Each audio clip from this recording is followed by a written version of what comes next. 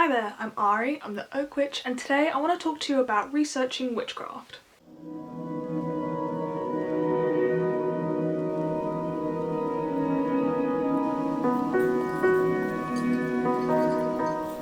I think nowadays we tend to push beginners to research witchcraft, and of course you have to. It's just a part of the craft. But it can be difficult to even know how to do it, especially if you're not really familiar with an academic background, or it's just never really something that was taught to you. So that's what I want to do today. Really sorry if you can hear like a humming of a laptop. Mine is really old, but I need it open for my notes, so just gonna have to bear with. So before I get into the video, I'm gonna link below a Leokai's video on how to research history, which I think maybe she related it more towards paganism, but it was such a good video, and I think that is also something that's going to be really useful to the beginner witch, so really recommend watching that as well. But yeah, here in this video I want to focus mainly on witchcraft, and this advice may be geared towards more witchy basics and for the absolute beginner. The advice is going to be centered around researching on like an electronic device, so like a computer, your laptop, phone, tablet. Of course, I think books are one of the best, if not the best, medium to read, especially if you're reading from like actual pagan, occultist, witchcraft authors. But I'm going to be focusing more towards like, you know, online researching, since everyone kind of has the internet in some way, especially if you're watching this video. You have the internet, so that's what I'm going to be catering my advice towards. So yeah, without further ado, the first tip is to check the platform you're researching on. So first of all, you gotta think about where you're actually doing your research, because in order to find credible resources, you need to actually be looking at credible sources. You know, this is to an extent. I'd say avoid sites and apps like Twitter, Instagram, Pinterest, Tumblr, TikTok. Avoid these as your primary or even secondary sources of information. I have no doubt that there are content creators on these apps who are making amazing and educational content. I'm sure there are. But on the whole, these places don't really promote an educational space. I often find that the inaccuracy, the misinformation, and borderline harmful content that's on there sometimes definitely overshadows the rest. I just think, like, for the absolute beginner, on these sites there's too much focus of like aesthetics and vanity, popularity contests, and, you know, drama and discourse that I often find that it's best to not really go there first when you're researching. So instead, I'm going to assume that most people use a search engine like Google. And if you don't use Google, I would actually say it's quite good. And my experience only comes from using Google, so there's that. I encourage you to look at indie blog sites. And these independent blog sites will be from pagans, they'll be from witches themselves, even probably authors who are writing. This is where you're going to hear the perspective like directly from the source, so I think they're always a good thing to look at when you're looking in your search results. Try to spot, you know, the odd blog.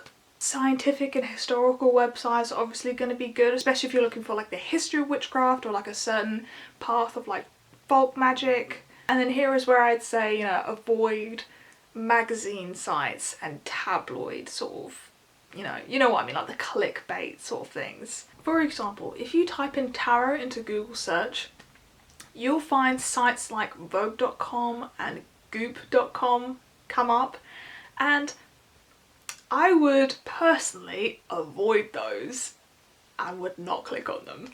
But I'll touch on the concept of authors a bit later. So when you're using search engines, don't just look at the headline, don't look at the title, look at the actual domain name and the URL of the site you're going to click on before you click on it. This kind of seems obvious, but you'll be surprised. Like, you'll definitely be able to weed out more of the iffy sites when you look at this. Indicators like .org is obviously an organisation, .edu or .ac.uk. They're more academic or educational sources. So obviously it depends on the topic you're researching, but those may be indicators as to what websites you should really be looking at and might want to click on more than like Pinterest.com. Another thing I will add really quickly, if you're going to use Wikipedia, I don't necessarily think this is a bad thing. Although I would say look at the Wikipedia references, and again I'll talk about references in a minute. So tip number 2 is navigating Google as a search engine. There are like tips and tricks that you can do with Google which I didn't even realise until like late last year. So you can use certain like punctuation markers to manipulate your results. Also, I don't know if other search engines do this like Google does, so this is another reason why I'm recommending using Google, just because the actual inbuilt algorithm I think is really good. There is a link that I'll put in the description which goes through like 20 of these like tips or tricks for like manipulating Google search results. Obviously I won't be able to go through them all, but I'll go through 3 which I think is really useful in terms of actually researching witchcraft. So if you use quotation marks around the word, Google will essentially try to bring up search results that have used that exact phrase. This is really handy, especially if you're trying to research like I don't know, like a quote or like a saying within witchcraft. I think it's really good to like refine specifically witchcraft results. You can use hyphens to cancel out certain things in your search results. So for example, this is an actual lifesaver.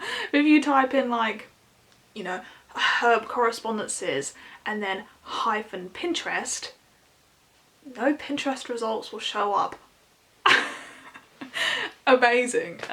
Yeah. What a lifesaver. So I think that's really useful, especially if you want to try just, yeah, completely weed out social media. So you want to weed out like Tumblr and Pinterest results. Yeah, I think that's really good, really handy. And you can use colon to search within a specific like site. This could be really useful if you want to search within a specific site that you found that holds loads of witchcraft information, and you want to like find something specific, but their own search bar and search algorithm is not that good, so potentially it's something worth utilising. And yeah, and there's a whole bunch more, which again, I implore you to look at the link, I'll put it below in the description. So another bit of advice that links to this point is don't just stop at like the second page of results, keep going, like keep looking, because I think the way in which Google search results work is that I think the ones at the top have like the most like amount of traffic on that sort of website.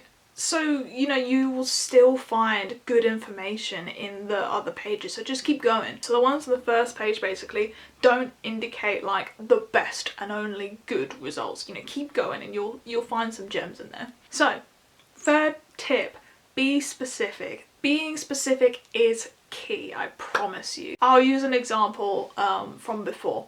If you type in tarot into Google, at least right now, if you type into tarot into Google, you'll get something like 139 million like results, and it tells you if you're on PC, it will tell you the amount of results that come up.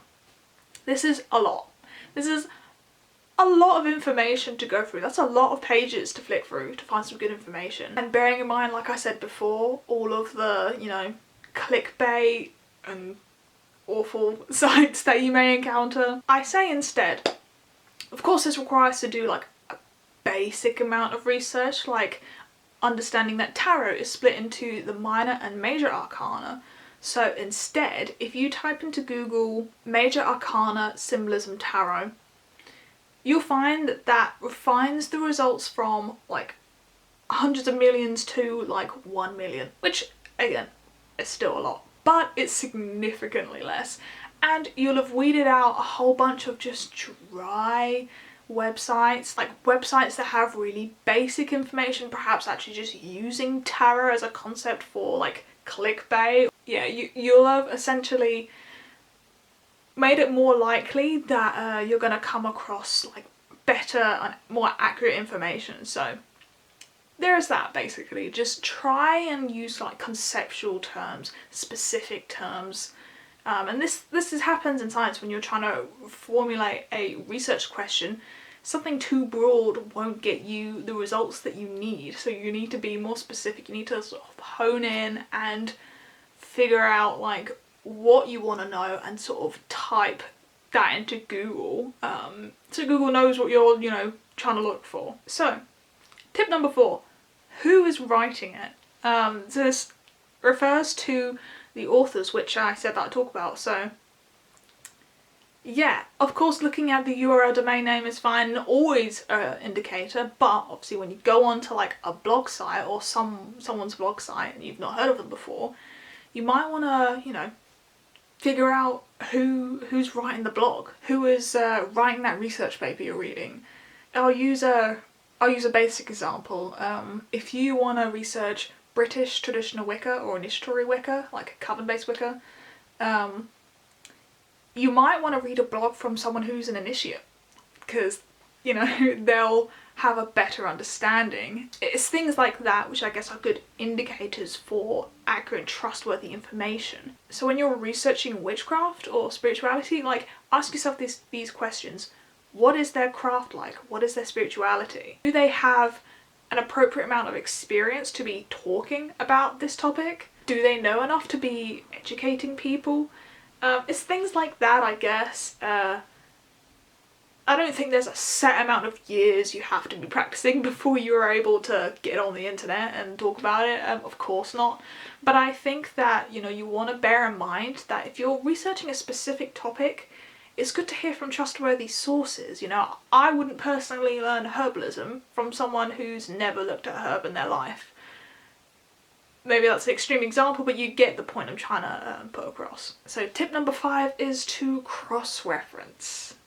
Don't just look at one piece of information and then that's it. You know everything there is on that topic, because that's not really how researching tends to work, unfortunately. You need to go out of your way to find different perspectives, and confirmation bias is a thing. Don't just look for information to confirm what you already know. It's good to challenge yourself, challenge your thoughts and challenge what you think. It can be uncomfortable, but it's worth hearing other perspectives, so then you can decide, oh no, I don't like how they do it that way, but I'm glad I know that they do it that way, because now that's reinforcing what I believe. Things like that. When you're doing online research, don't just have one tab open. Have 3, 4, 10 when you're researching a topic, and flick through the tabs, flick through the information, compare what they all say. Do they all say the same thing?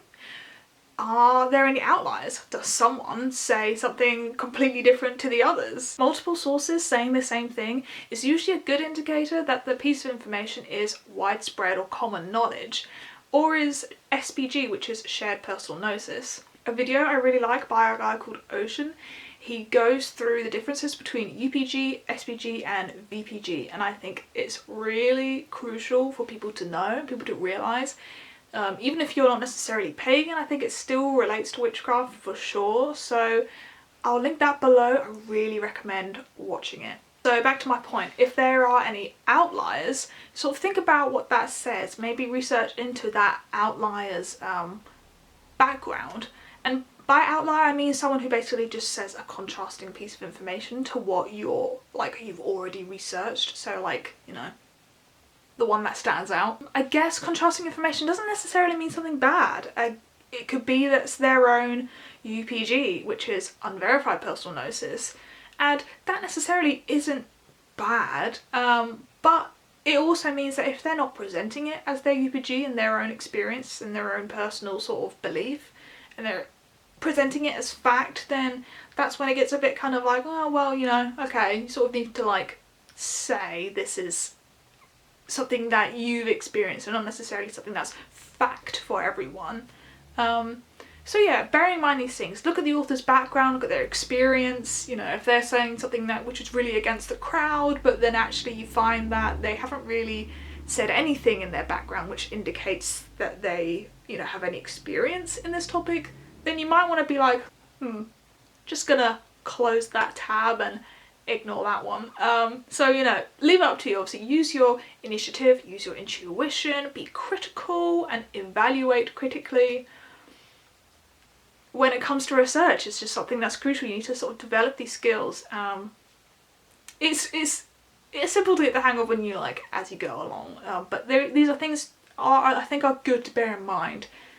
So yeah, moving on to the 6th tip is look at the further reading and references section, which I touched about when I talked about Wikipedia. But yeah, I said this in my How to Spot a Good Witchcraft book video, which I think I'll be linking it there or there. Oh god, I don't know. Anyway, look at their bibliography, look at their further reading section or resources section or references section, whatever it's called. It's usually at the end of their like body of text, and it will look like, I mean, some people use a specific like referencing style like Harvard, but yeah, it will basically just look like links towards the resources that they've used to actually write this body of text. What a bibliography essentially says is, hey, I got my information from these really good sources, here they are listed and you can check them out. If you find an article or a blog post which you really like and you really resonate with, and they have a further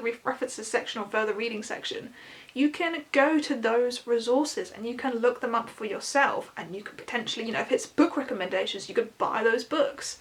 And you know what, research can just lead into this, like, you know, I say downward spiral, but you can just keep going and keep going. Like, you can just read that further readings, you know, references, and read those references and those references, and you can just keep going on and on.